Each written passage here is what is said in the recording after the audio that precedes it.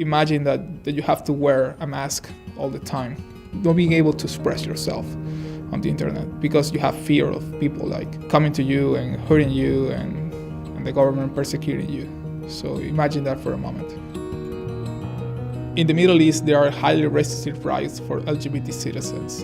And what this means is that if you go online and you express that you're gay, you're in high risk of being jailed because of this.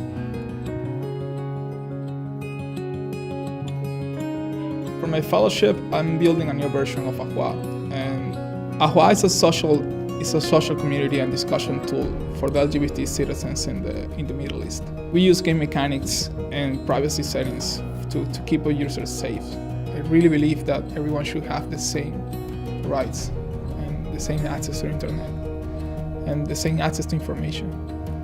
And this is what really moves me to work on this space, especially in the underrepresented communities that don't have any space, don't have a way to communicate, and to provide that is really fulfilling. Everyone should be able to be themselves on the internet. The internet should be a place to share and not to hide.